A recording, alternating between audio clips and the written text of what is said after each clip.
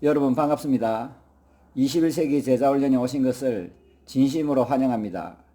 21세기 제자훈련에서 가장 중요하고 기초적인 성경의 진리를 배울 수 있습니다. 오늘은 제4강 예수님의 일생에 대해서 묵상하고자 합니다. 여러분 영화를 좋아하시나요? 저는 아주 좋아합니다. 만일 성경을 영화로 가정한다면 감독과 극본과 제작은 하나님 아버지가 되실 것입니다. 성경에 나오는 아담, 아브람, 모세, 다윗, 세례요한, 베드로 등은 조연에 해당하고 나머지 단역 배우들과 엑스트라 등이 나올 것입니다. 성경의 주인공은 당연히 예수 그리스도이십니다. 예수님은 하나님의 본체시며 하나님의 말씀이시며 하나님의 아들이십니다.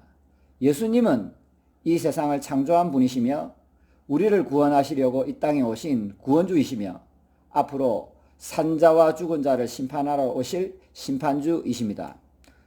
예수님은 만왕의 왕이요 만주의 주요 말씀과 성령을 통해 이 세상과 교회를 다스리고 계시는 통치자이십니다.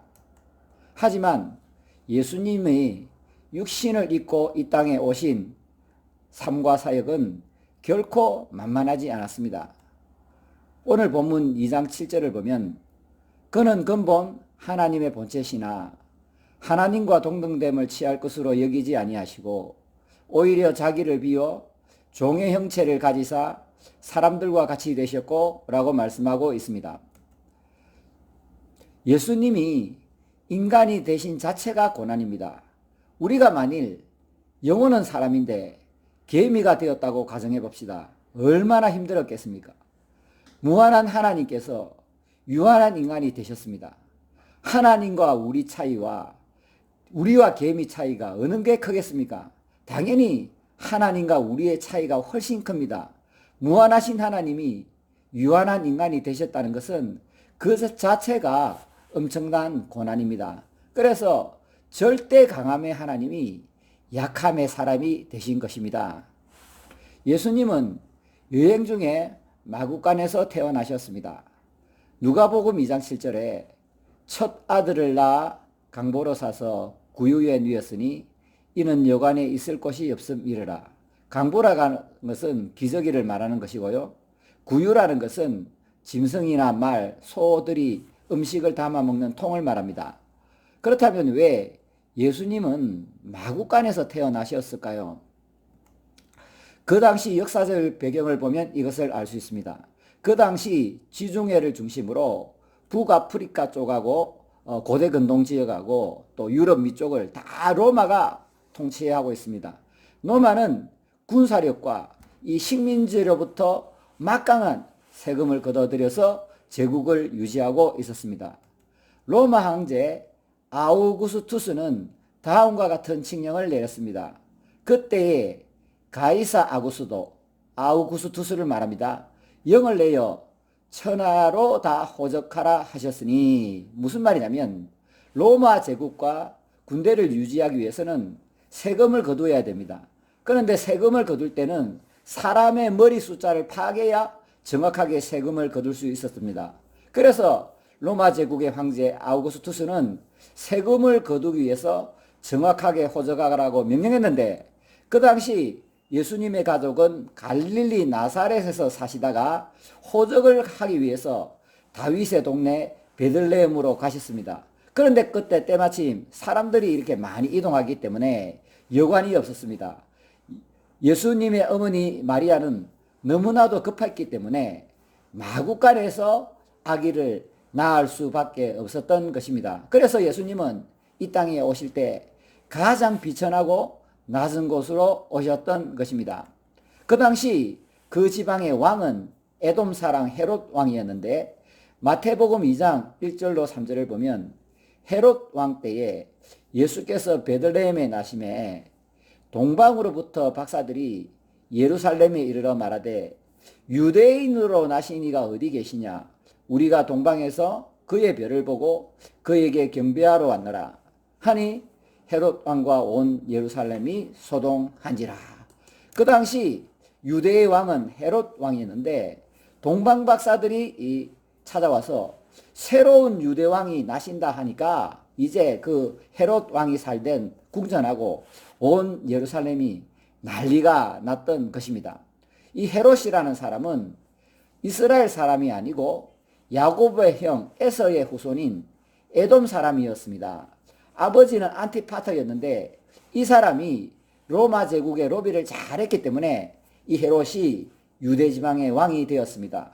그는 이스라엘 사람들로부터 인기를 끌기 위해서 성전을 수리했고 동방 박사들이 방문했을 때 유대인을 찾아 경배한다고 거짓말하고 아기 예수님을 죽이려고 했던 인물입니다.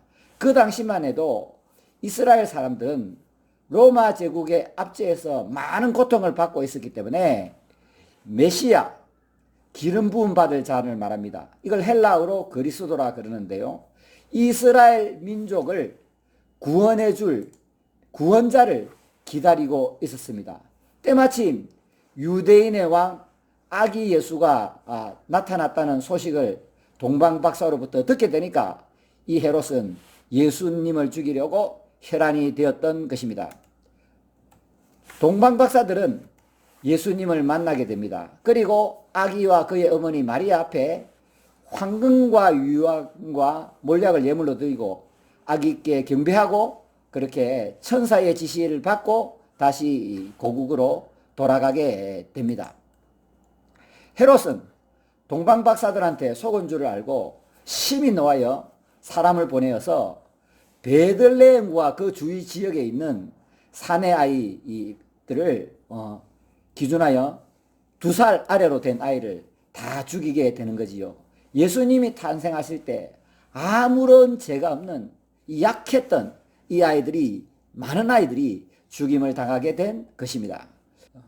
예수님의 가족들은 천사의 지시를 받아 헤롯을 피해 이집트로 가게 됩니다. 그런데 팔레스타인에서 이집트로 가는 그 길이 만만하지 않습니다. 그것을 신의 광야라 그러는데요. 아버지 요셉의 입장에서 아내와 아기를 데리고 그 낮에는 40도가 넘고 밤에는 영하 10도까지 떨어지는 더위와 추위 속에 여행을 해야 했고 음식과 물이 떨어지면 굶어 죽을 수도 있었습니다. 뿐만 아니라 그 지역에 도적들이 출몰해서 아기를 뺏어가거나 자신을 죽이고 아내를 뺏어가거나 이런 일이 많은 그런 위험한 지역이었습니다. 하나님의 은혜로 이 아기 예수와 엄마 아빠는 무사히 이집트에 도착하게 되는데 사랑하는 여러분, 이방인이 타향에서 산다는 것이 결코 만만하지 않습니다. 더군다나 연약한 아내와 아기를 데리고 살았던 요셉은 많은 어려움이 있었을 것입니다. 아마도 동방박사가 준 그 예물로서 이집트에서 생활을 했던 것 같습니다. 한편 헤롯이 죽은 후에 주의 사자가 애굽에 있는 요셉에게 나타나서 얘기해 주었습니다. 일어나서 아기와 엄마 마리아를 데리고 다시 이스라엘 땅으로 돌아가라. 아기의 목숨을 찾던 헤롯이 죽었다고 말하자 요셉은 아내 마리아와 아기 예수님을 데리고 다시 고향으로 돌아가게 됩니다. 그런데 요셉이 이스라엘로 돌아오니까 헤롯의 아들 아켈로아라는 사람이 유대의 임금이 되었다는 소식을 들으니까 가까이 가기가 두려웠습니다. 그래서 꿈의 지시함을 받아서 갈릴리 지방 나사렛이라는 동네에 가서 정착하고 살게 되었는데 이 모든 것은 하나님의 계획이었고 하나님의 섭리였고 선지자들로 통해 말씀하신 하나님의 말씀을 이루려고 이런 모든 역사적인 환경이 조성되었던 것입니다. 예수님은 목수의 아들이라는 천한 신분이었습니다. 예수님은 가난하고 약한 사람들과 함께 살았습니다. 예수님은 부모님을 잘 섬겼고 가족을 부양하면서 하늘의 하나님께서 주신 율법에 순종하며 사셨습니다. 예수님이 공생애를 시작할 때 고향 사람들은 예수님을 조롱하고 예수님을 배척했던 것입니다. 여기서 잠깐 예수님의 외모를 살펴보면 예수님의 외모는 초라하고 볼품이 없었습니다. 신약 성경을 보면 예수님의 외모에 대해서 전혀 얘기하고 있지 않은데 구약 성경 이사야 선지자의 예언을 통해서 우리는 예수님의 외모를 추정할 수 있습니다. 이사야 53장 2절에 그는 주 앞에서 자라나기를 연한 순 같고 마른 땅에서 나온 뿌리 같아서 고운 모양도 없고 풍채도 없은즉 우리가 보기에 흠모할 만한 아름다운 것이 없도다. 요즘 식으로 말하면 얼굴도 잘생기지 않았고 또 풍채도 좋지 않고 바라볼 때에 아름다운 것이 좋아할 것이 없는 외모라고 이사야 선지자는 설명하고 있습니다. 예수님은 30년간 부모님을 잘 섬긴 후에 가족을 부양한 후에 약 30세에 사역을 시작한 것으로 알고 있는데 예수님의 사역의 핵심은 하나님의 나라 천국 사역이었습니다. 예수님은 하늘로부터 천국을 가지고 이 땅에 오신 것입니다. 예수님이 주로 한 사역을 예수님의 3대 사역이라고 얘기하는데 예수님은 천국 복음을 가르치시고 천국 복음을 전파하시고 아프고 병든 자들을 치유하셨습니다. 가르치시고 전파하시고 치유하신 이 사역을 예수님의 3대 사역이라고 부릅니다. 예수님은 많은 이적과 표적을 보여주셨습니다. 때로는 병자들을 고치어 주셨고 때로는 귀신 들린 사람에게서 귀신들을 내쫓아 주셨고 때로는 무리를 걸으셨고 5병이여 7병이여 기적을 통해서 많은 양식을 제공해 주셨습니다. 심지어는 죽은 자를 살리는 기적을 2번이나 행하기도 하셨습니다. 하지만 예수님의 사역의 그 환경은 결코 만만하지 않았습니다. 예수님은 제자들을 데리고 매우 어렵고 힘든 환경에서 살았습니다. 예수님은 집도 절도 없이 먹을 것도 변변하게 없이 방랑자처럼 이렇게 떠돌아다닌 것 같습니다.